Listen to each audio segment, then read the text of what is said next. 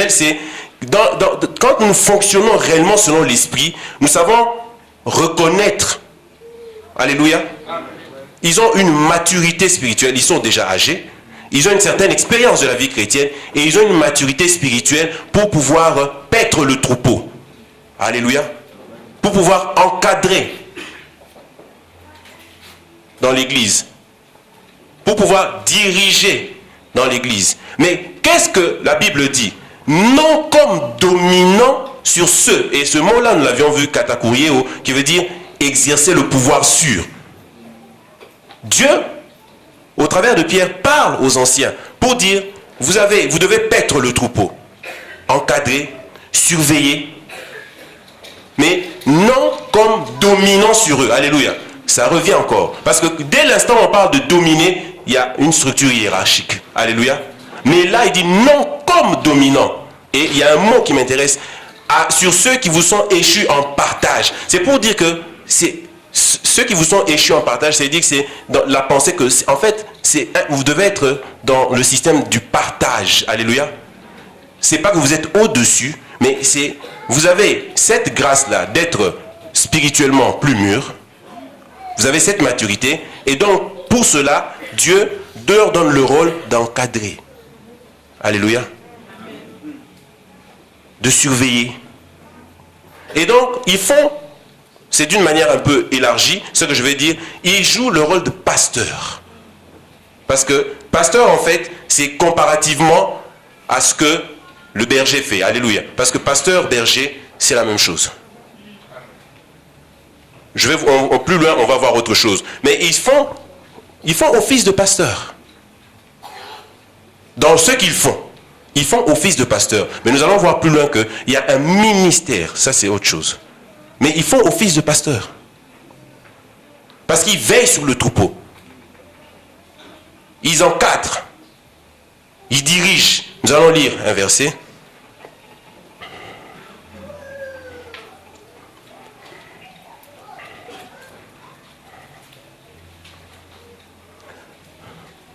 Dans 1 Timothée 5, 17. Et donc, le fait que les anciens ont pour rôle de diriger, de surveiller, d'encadrer, ne font pas des anciens des supérieurs aux autres, supérieurs aux ministres. Non. Ce n'est pas parce qu'ils doivent encadrer, diriger qu'ils sont supérieurs. Il n'y a pas, comme j'ai dit, une hiérarchie stricte dans l'église. C'est plutôt fonctionnel. Alléluia. On se complète. Il y a une complémentarité. Mais nous allons voir ça. Que les anciens qui dirigent. Alléluia. Donc, c'est pour dire que les anciens sont appelés à diriger. Que les anciens qui dirigent bien soient jugés dignes d'un double honneur. Surtout ceux qui travaillent à la prédication et à l'enseignement. Alléluia. Donc, les anciens sont là pour surveiller, épiscope, évêque, surveillant, pour encadrer, parce qu'ils ont la maturité, pour diriger. Et il n'y a pas un ancien. Quand vous lisez les Écritures, parcourez les Écritures, vous allez voir que c'est les anciens. Les anciens. Les anciens. Alléluia. Et parmi les anciens, il n'y en a pas un au-dessus des autres. Il n'y en a pas un au-dessus des autres. Pour ceux qui étaient là jeudi, nous avions vu comment, dans Actes 15, 6, comment les choses s'étaient passées dans la conférence de Jérusalem. Pierre a parlé, Jacques a parlé. Pourtant, c'est des colonnes, comme j'avais dit jeudi, mais ils n'ont pas décidé. Seuls. Ils auraient pu dire, nous sommes des colonnes, nous avons été avec Christ, nous décidons ceci. Non. Pierre a parlé, Jacques a parlé, et la Bible dit, il parut bon aux apôtres, aux anciens et aux frères. La décision corporelle, consensuelle, communauté. Alléluia. Les apôtres et les anciens se réunirent pour examiner cette affaire. Donc c'est collégialité. Alléluia. Alors, comment les anciens sont établis dans l'église? comment les anciens sont établis dans l'Église? Est-ce par une personne ou par un groupe de personnes? Nous allons voir dans les Écritures, dans Actes 20, 28.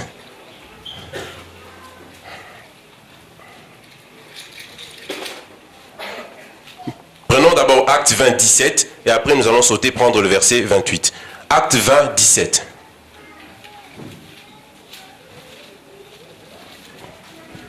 Actes 20, 17. Cependant, de Milet, Paul envoya chercher à Éphèse les anciens de l'Église. Paul envoya chercher les anciens de l'Église. Verset 28.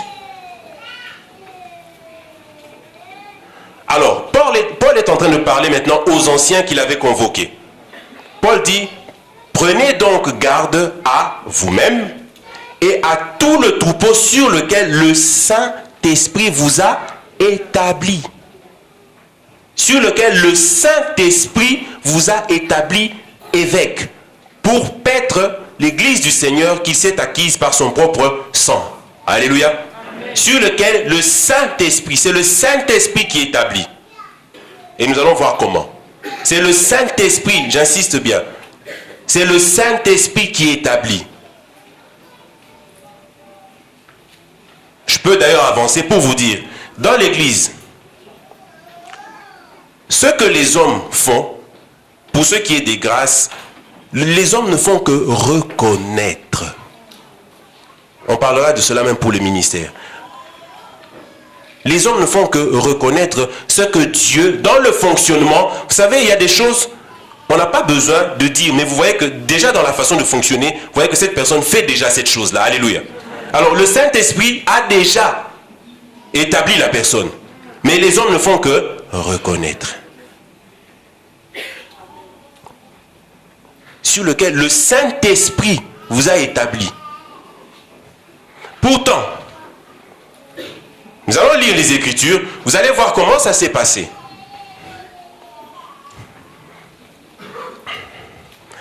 Lisons le passage de Tite 1, 5 à 7. Tite 1, 5 à 7.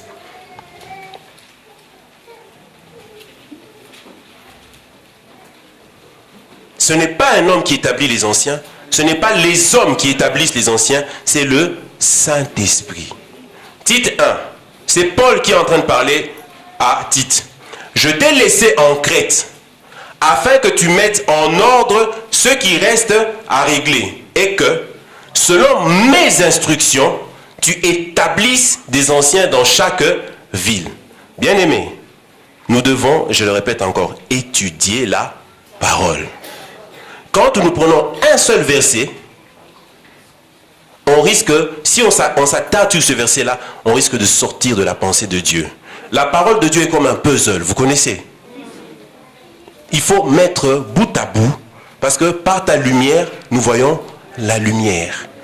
Nous devons mettre bout à bout pour avoir la totalité, et c'est là qu'on voit et on comprend. Alléluia. Ce verset, pris comme ça, on dit que, c'est un homme qui établit les anciens.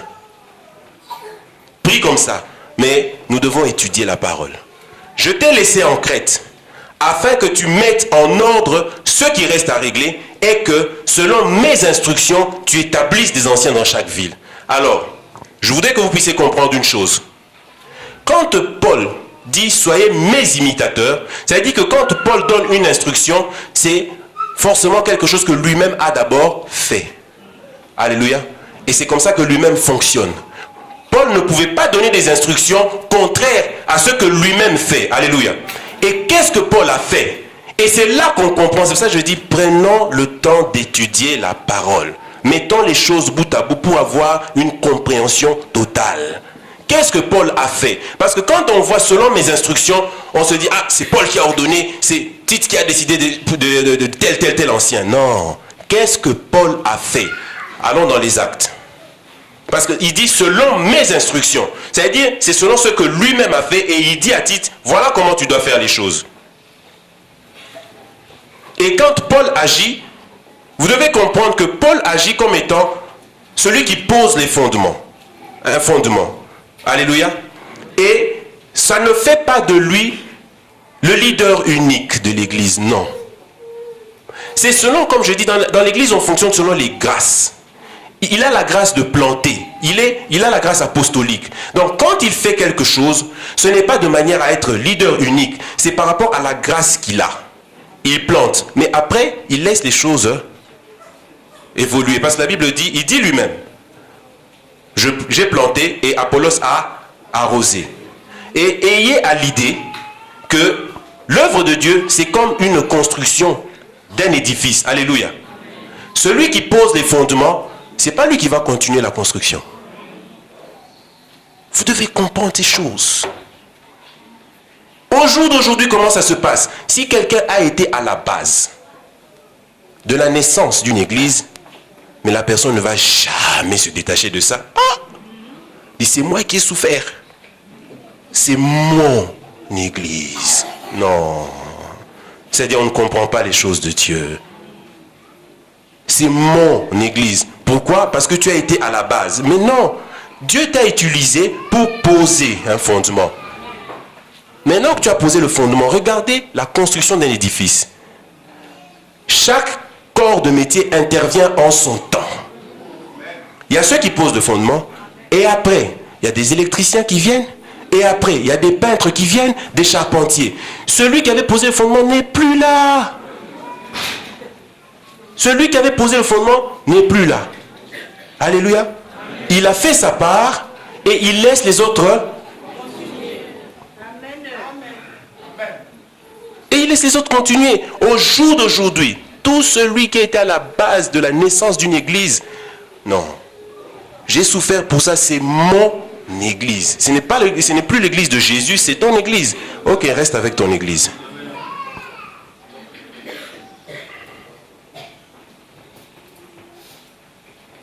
Nous devons comprendre ces choses. Il dit, j'ai planté, Apollos a arrosé.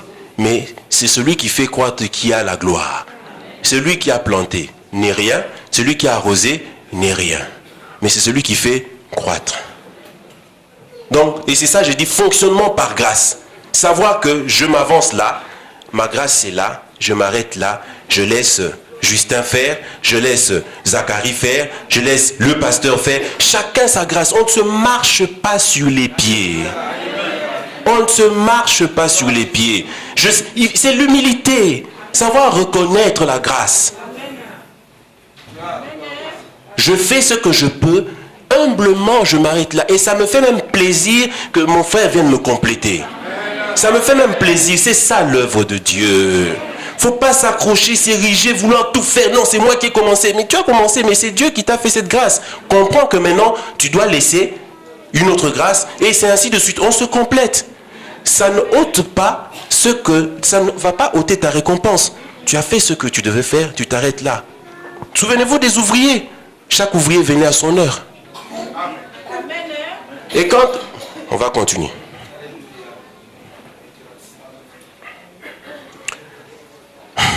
Allons dans Actes 14, 23.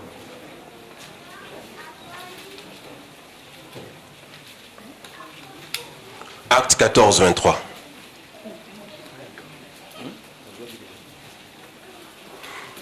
Ils firent nommer des anciens dans chaque église et, après avoir prié et jeûné, ils les recommandèrent au Seigneur en qui ils avaient cru. Est-ce qu'on peut remonter au verset 22? Bon, c'est pas grave. En fait, c'est Paul.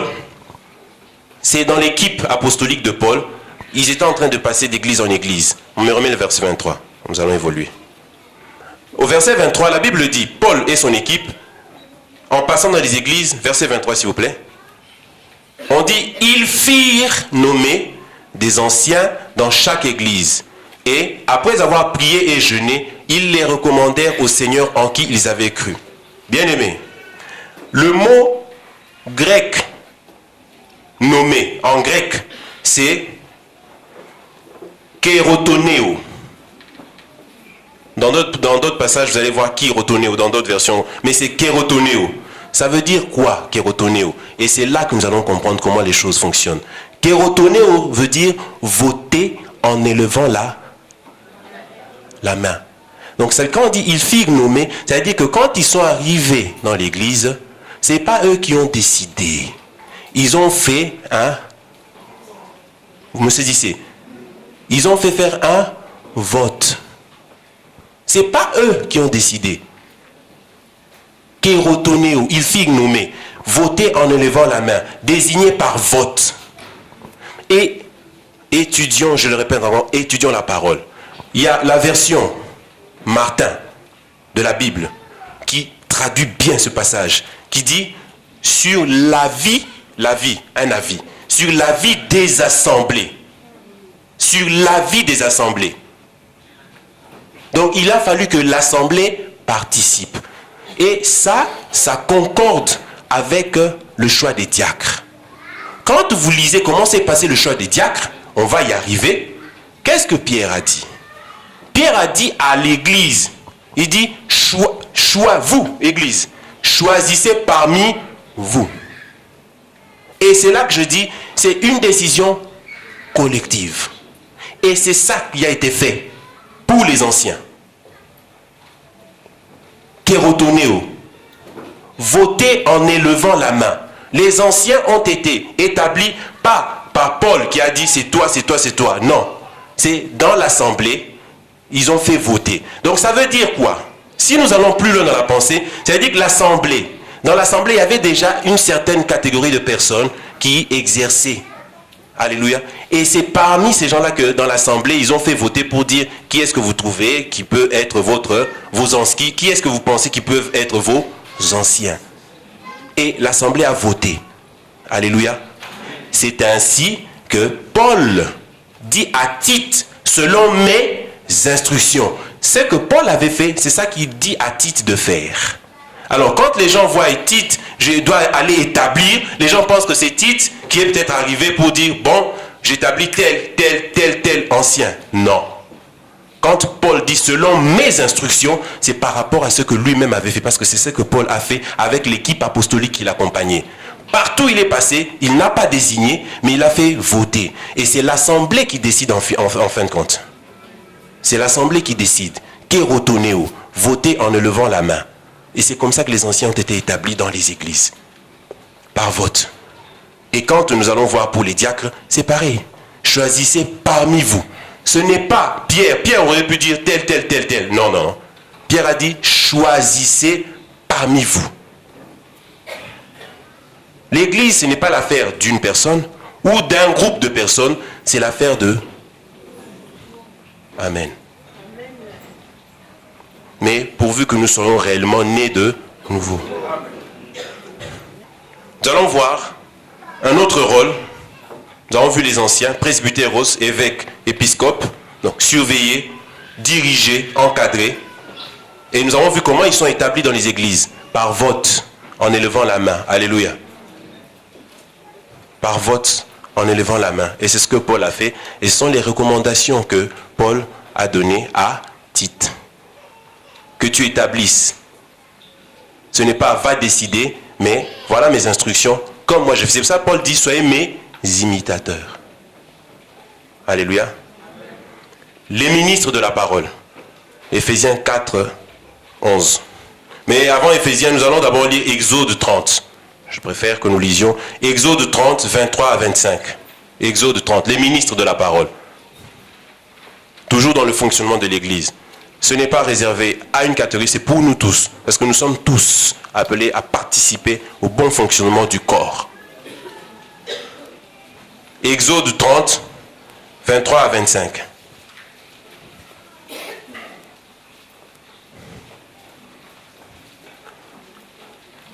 Exode 30, 23 à 25, je vais lire ici.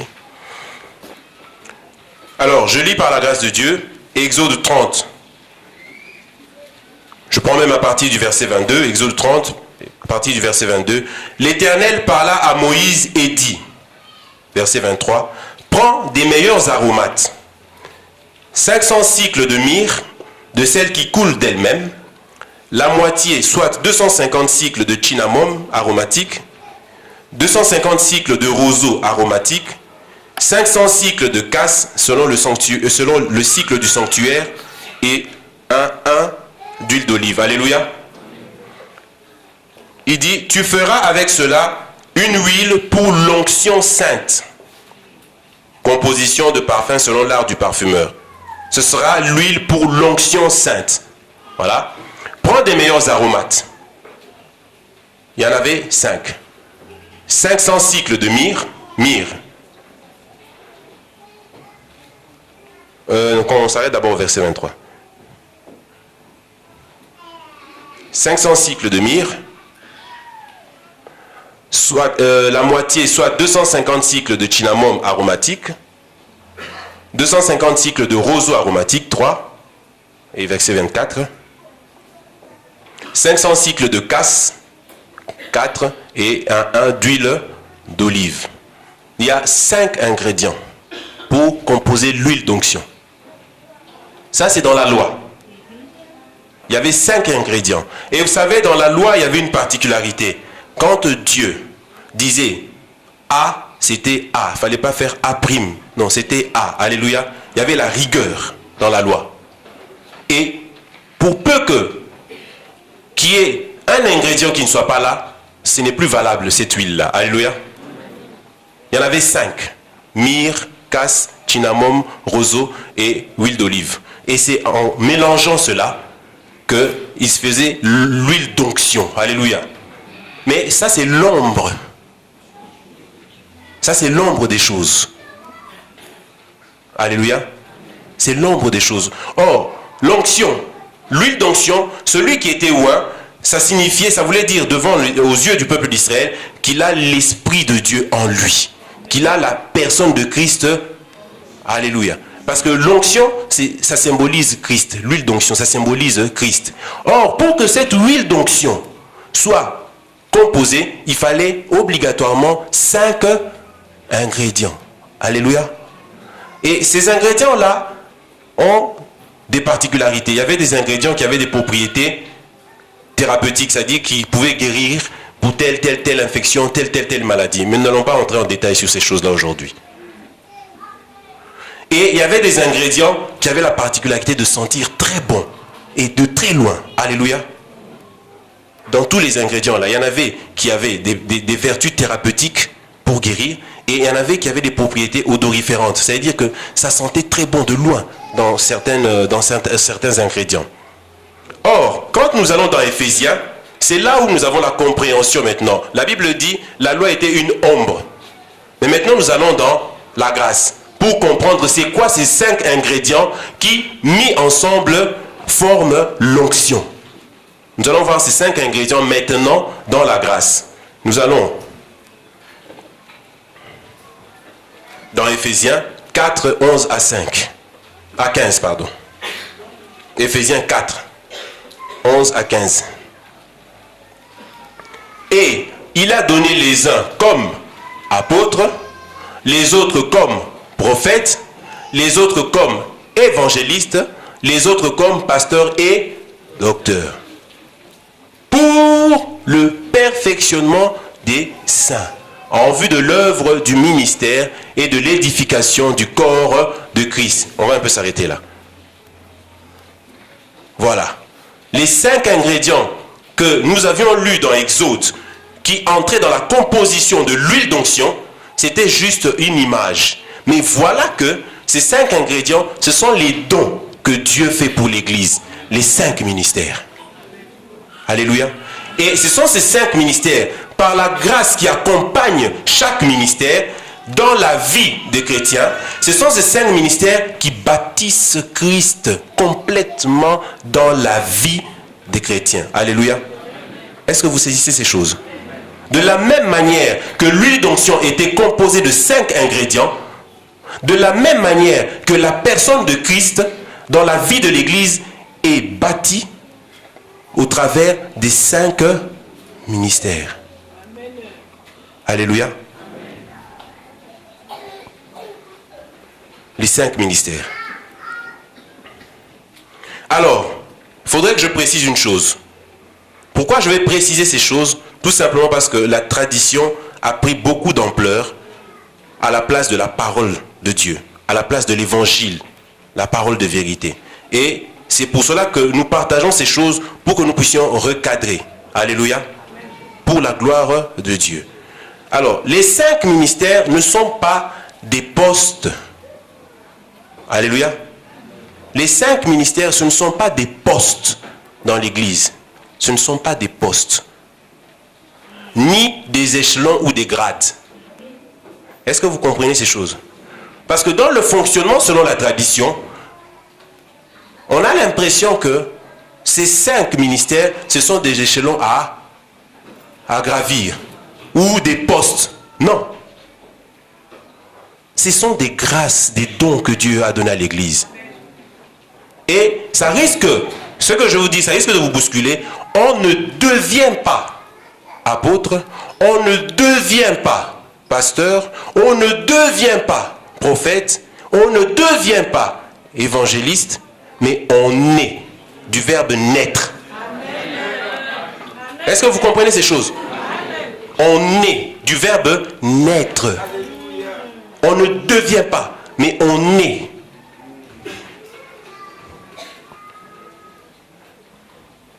Est-ce que vous comprenez ces choses? C'est-à-dire que ce sont des dons que Dieu accorde à l'Église.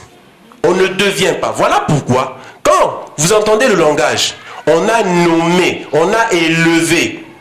On l'a élevé pasteur, on l'a nommé évangéliste. C'est une erreur. Parce qu'on est du verbe naître. Mais seulement, la chose se manifestera en son temps. C'est un don. Jean-Luc, par exemple, le fils du pasteur, il se trouve qu'il est docteur. Mais quand la sœur Julie ou le pasteur le regarde, ah petit, viens ici, toi viens ici. Mais il est docteur. Mais seulement, la chose ne s'est pas encore manifestée. Ce don-là est déjà en lui. Et en son temps, quand Dieu le décidera, quand il aura atteint un certain âge, la chose commence maintenant à se manifester. On ne devient pas, on est. C'est pour cela, les gens se battent dans les églises. Ah, il faut qu'on me nomme. La chose, si elle est là, que les gens reconnaissent ou pas, si elle est là, c'est Dieu qui sait. Un ministre, ce n'est pas celui que les hommes ont appelé ministre forcément. Un ministre, c'est celui que Dieu reconnaît dans son conseil comme étant un ministre. Et donc, il peut y avoir un ministre que les hommes n'ont pas reconnu forcément, mais que Dieu reconnaît et qui a fait le travail convenablement, sans pour autant que les hommes puissent reconnaître. Parce qu'aujourd'hui, la tradition fait qu'il faut l'élévation, il faut la consécration. Fais le travail. Si c'est en toi, c'est en toi. Fais le travail. C'est Dieu qui va te récompenser. Fais le travail. Si c'est en toi, que les hommes reconnaissent ou pas, c'est pas ça l'important. L'important, c'est que tu fasses le travail. Et c'est Dieu qui va te récompenser. Mais les gens se battent parce que c'est le système. Reconnaître, élévation, on ne veut pas m'élever. Mais tu veux qu'on t'élève où? Si tu es ministre, si c'est la grâce, c'est ta grâce. Qu'on te reconnaisse ou pas, oh non, je vais quitter l'église parce qu'on doit me reconnaître, on ne veut pas me reconnaître. Si c'est la chose qui est en toi, c'est en toi, fais l'œuvre, ça va crier. Ça va crier. Maintenant que les hommes veulent reconnaître, tant mieux. Qu'ils ne le reconnaissent pas, tant pis, mais au moins c'est Dieu.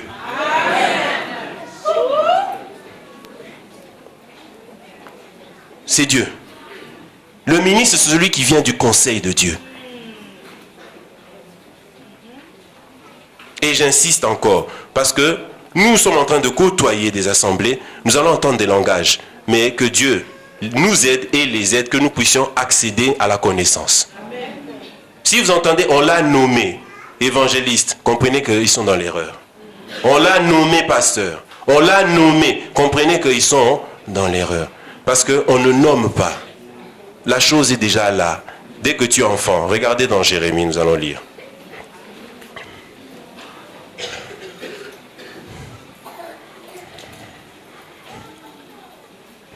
Jérémie 1, 5.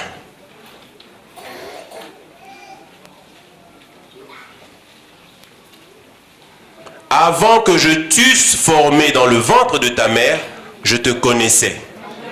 Et avant que tu fusses sorti de son sein, je t'avais consacré, je t'avais établi prophète des nations.